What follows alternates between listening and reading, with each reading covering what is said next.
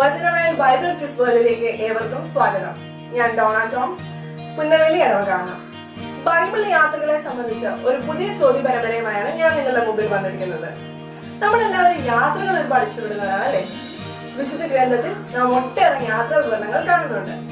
ഈ യാത്രകൾ ഓരോന്നും നമ്മുടെ ആത്മീയ വളർച്ചയ്ക്ക് സഹായകരമാകുന്നു. ഈ യാത്രകളെ 5 സൂചനകളോടുകൂടി ഞാൻ നിങ്ങളുടെ മുമ്പിൽ അവതരിപ്പിക്കുന്നു.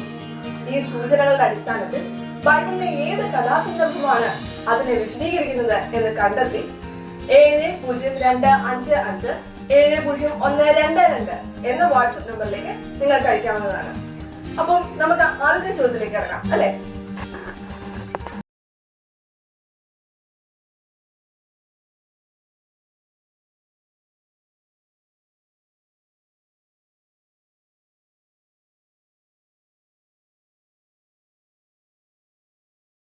ചോദ്യത്തിലേക്ക് നാം കടക്കുകയാണ്.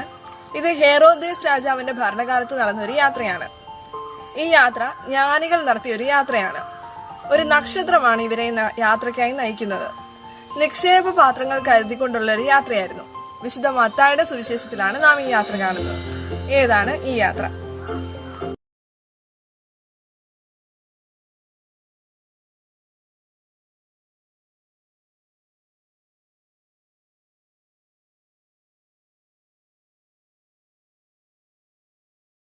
രണ്ടാമത്തെ ചോദ്യത്തിലേക്ക് നാം കടക്കുകയാണ്.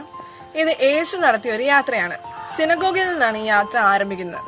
2 ശിഷ്യന്മാരുടെ കൂടെയാണ് ഈ യാത്ര നടത്തിയത്. 2 ശിഷ്യന്മാരുടെ വീട്ടിലേക്കാണ് ഈ യാത്ര നടത്തിയത്. അനേകം പിശാചുബാധിതരെ സുഖപ്പെടുത്തുന്നതായി നാം കാണുന്നുണ്ട്. സുവിശേഷം വായിച്ച് യാത്ര ഏതെന്ന് കണ്ടെത്തുക.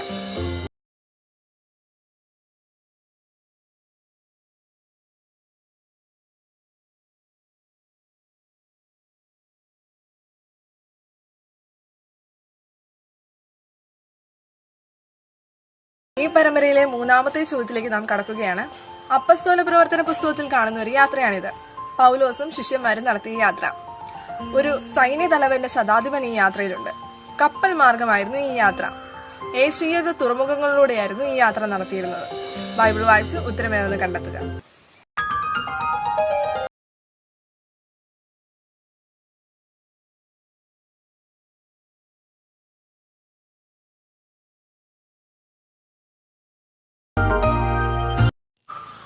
അടുത്തതായി 4ാമത്തെ ചോദ്യം.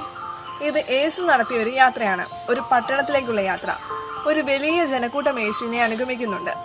ഈ യാത്രയിൽ ഒരു മനുഷ്യന്റെ ഉയർപ്പ് നാം കാണുന്നു. വിശുദ്ധ ലൂക്കായുടെ സുവിശേഷത്തിലാണ് നാം ഈ യാത്രയെ കാണുന്നത്. കണ്ടെത്തുക.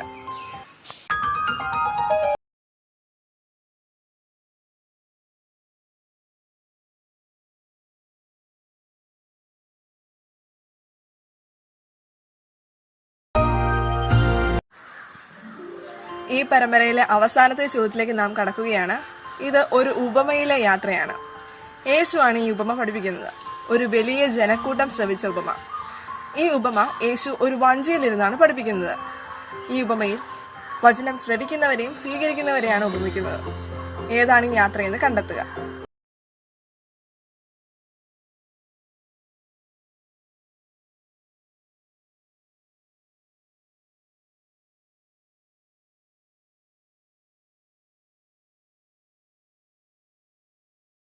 നിങ്ങൾ കണ്ടെത്തിയ ഉത്തരങ്ങൾ 7025 7012 എന്ന വാട്സ്ആപ്പ് നമ്പറിലേക്ക് അയക്കുക.